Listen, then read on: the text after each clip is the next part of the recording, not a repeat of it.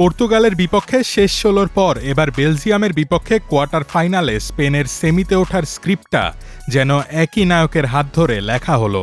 আবারও মিকেল মেরিনোর গোল। লস অ্যাঞ্জেলসের মাঠে ২-১ গোলের জয়ে ২০২৬ বিশ্বকাপের সেমিফাইনালে পা রাখল স্পেন।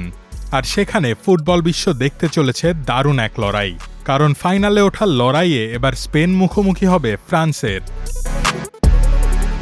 ম্যাচের শুরু থেকেই দাপট ছিল স্প্যানিশদের। ৩০ মিনিটে দানি ওলমোর প্রচেষ্টা বেলজিয়াম গোলরক্ষক থিবো কর্তোয়া রুখে দিলেও ফিরতি শটে বল জালে জড়াতে ভুল করেননি ফাবিয়ান রুইজ। তবে বেলজিয়ামও দমে যায়নি। ৪১ মিনিটে তিমোথি কাস্তানিয়ের দারুণ এক ক্রস থেকে জোরালো হেডে বেলজিয়ামকে সমতায় ফেরান চার্লস ডি কেটেলারা। আর এই গোলের সাথেই থেমে গেল স্পেনের এক ঐতিহাসিক রেকর্ড যাত্রা। বিশ্বকাপে টানা ৬৪৯ মিনিট পর গোল হজম করল ২০১০ সালের চ্যাম্পিয়নরা। এর আগে সবশেষ তারা গোল খেয়েছিল ২০২২ আসরে জাপানের বিপক্ষে। তবে ম্যাচের আসল নাটক তখনও বাকি ছিল। ৭২ মিনিটে বেলজিয়াম শিবিরে নেমে আসে বড় দুঃসংবাদ।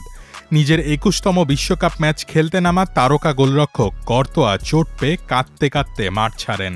তার বদলে পোস্টের নিচে দাঁড়ান ম্যানচেস্টার ইউনাইটেডের গোলরক্ষক সেনে লামেন্স। ম্যাচ যখন ১-১ সমতায় এবং প্রায় অতিরিক্ত সময়ের দিকে এগোচ্ছিল, ঠিক তখনই ৮৬ মিনিটে ডাগ আউট থেকে মাঠে নামেন স্পেনের সুপার সাব মিকেল মেরিনো। মাঠে নামার ঠিক ২ মিনিটের মাথায় অর্থাৎ ৮৮ মিনিটে পাও কুবার্সির ২৫ গজ দূর থেকে নেওয়া শট বেলজিয়ামের বদলি কিপার লামেন্স ঠিকমতো তালুবন্দি করতে ব্যর্থ হন। আর ওত পেতে থাকা Arsenal midfielder merino close range থেকে ফিরতি শটে বল জালে জড়িয়ে নিশ্চিত করে ফেলেন স্পেনের জয়।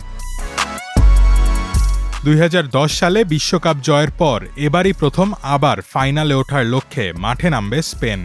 লড়াকু বেলজিয়ামকে বিদায় করে স্পেনের এই জয়রথ কি এবার দিদিয়ের দেশমের ফ্রান্সকেও স্তব্ধ করতে পারবে? উত্তরটা মিলবে ১৪ জুলাই সেমিফাইনাল ম্যাচেই। রোহান আদনান, প্রথম আলো।